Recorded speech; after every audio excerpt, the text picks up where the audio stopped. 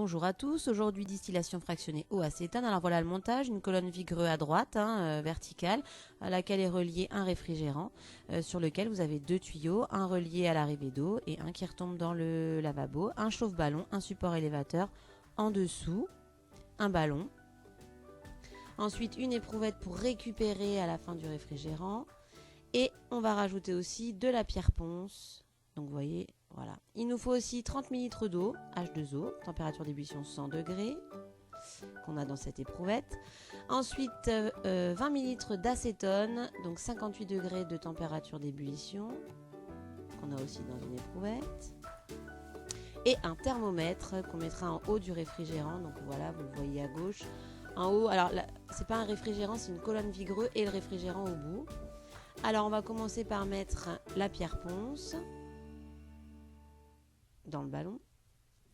Alors je rappelle que la pierre ponce c'est pour homogénéiser l'ébullition, pour mélanger en gros, pour éviter que la température change, enfin ne soit pas la même partout dans le ballon. Ensuite on met nos 30 ml d'eau, liquide incolore.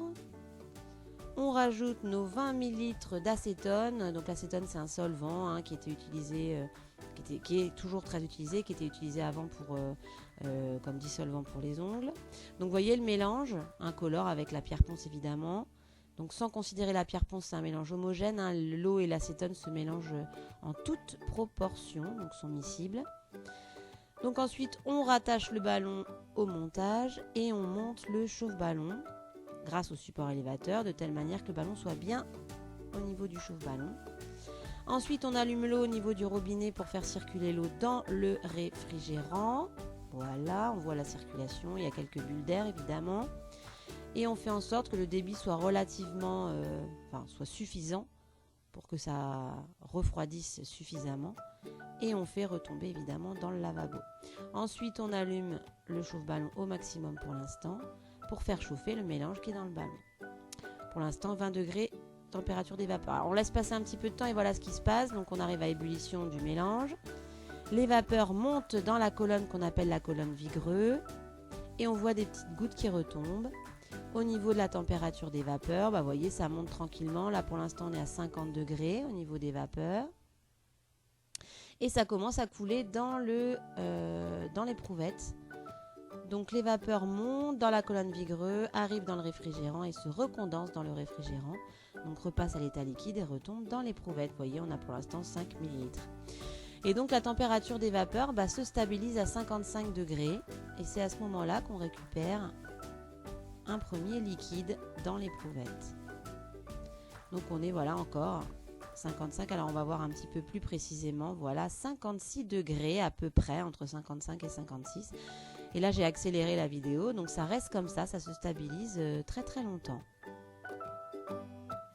Donc on récupère un premier liquide à peu près 20 ml et à ce moment-là je change l'éprouvette. Pourquoi? Parce que là ça a recommencé à remonter la température des vapeurs. Ça monte, pour l'instant 80 degrés, c'est un peu flou. Et on va arriver jusqu'à, donc vous allez le voir, 90 degrés. Donc là c'est, voilà, on arrive à 90 degrés. Et là on continue à récupérer, alors moins facilement au départ, mais on récupère un deuxième liquide. Voilà, donc là c'est accéléré. Et donc j'ai mis une troisième éprouvette à partir du moment où la température des vapeurs s'est stabilisée à 90 degrés. Et ça reste comme ça un petit moment aussi.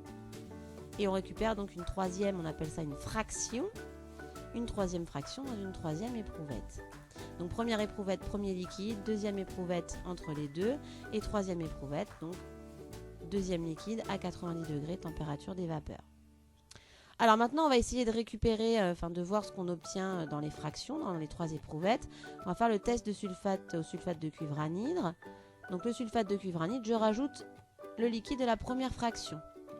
Donc le sulfate de cuivre anhydre est blanc, légèrement bleuté. Quand je rajoute mon premier liquide, ça devient un petit peu plus bleu, effectivement, un bleu clair, mais bon. Deuxième fraction, donc c'était celle qui était intermédiaire entre les deux. Je rajoute, c'est quand même plus bleu.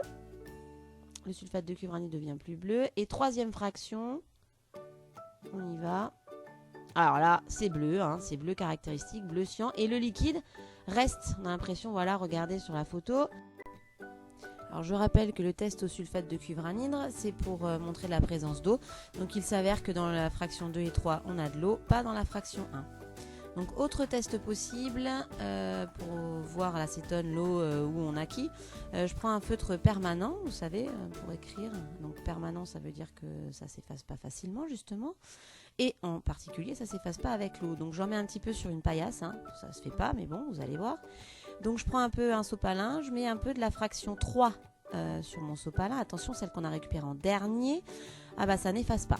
Donc il semblerait, et ça va avec le test sulfate de cuivranyle, que la fraction 3 ce soit de l'eau. Par contre, un peu de fraction 1 sur le sopalin, et cette fois-ci ça efface. Alors ce serait de l'acétone évidemment, l'acétone efface très très bien. Donc pour conclure, on a réussi à séparer l'eau et l'acétone. L'acétone qui a une température d'ébullition plus faible passe en premier, vers 58 degrés. Et ensuite on récupère l'eau à 90 degrés car elle n'est pas pure, il y a de la pierre ponce. Voilà!